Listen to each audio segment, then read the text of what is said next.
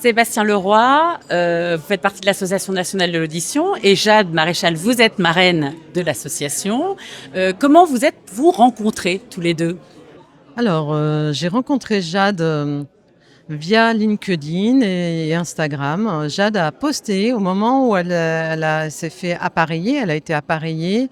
Et j'ai trouvé son témoignage lumineux, frais et plein de promesses pour l'ensemble des publics que l'on doit convaincre, tant en prévention que aussi dans la prévention, quand on a besoin de s'appareiller pour continuer à vivre pleinement sa vie et ses rêves comme peut le faire Jade. Oui, alors tout à l'heure, Jade, lors de la conférence, justement, tu t'es adressée très spontanément aux jeunes en disant il n'y a pas de honte à s'appareiller. Et pendant longtemps, j'ai peut-être moi-même lutté en disant bah non, j'allais pas le faire. Mais en fait, c'est ça aussi le message que tu veux faire passer aujourd'hui à cette génération-là de jeunes qui pourraient l'être.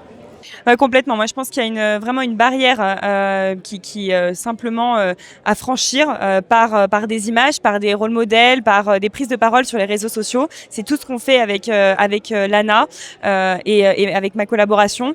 Moi, ce que j'ai envie de dire aux jeunes qui ont mon âge, c'est que en fait, il y a toujours une solution pour n'importe quelle problématique auditive.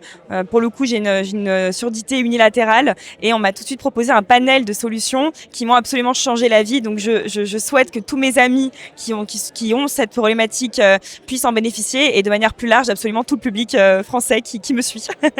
Et on peut être athlète de haut niveau et avoir ce léger handicap que tu corriges. Évidemment, pour toi, ça n'est plus un handicap. La question que j'ai le plus quand on me demande de témoigner sur le port de ces appareils auditifs, c'est mais avec le sport, ça doit être problématique, non? Le masque, la sueur. C'est marrant parce que c'est une idée reçue qui, moi, ne m'a jamais posé problème une seule seconde. Voilà, j'ai un masque d'escrime en plus qui est très couvrant. J'entends toujours super bien. Il ne s'enlève jamais la transpiration, ça ne fait absolument rien. Enfin, je n'ai zéro barrière. Je sais que ça peut être le cas de certaines autres personnes, mais moi, je le vis absolument bien.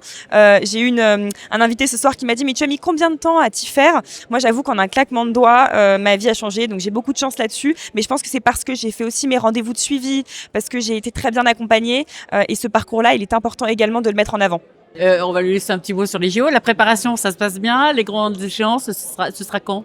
Donc là, on est à 2 saisons des Jeux Olympiques de Los Angeles en 2028. L'idée, c'est de continuer la progression sur le ranking. Je reviens d'un an de ligaments croisés. Donc là, l'idée, c'était la course pour retrouver ma place en équipe de France.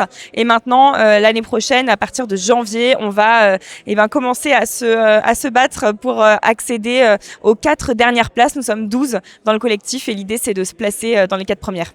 Donc on croise les doigts. Ah ben moi aussi. Sébastien aussi, on croise les doigts pour elle alors. On croise les doigts effectivement pour Jade et on est derrière Jade, on est tous derrière Jade. Tous derrière Jade et à la recherche de sponsors, on peut le dire aussi, on en profite aussi tant qu'on y est.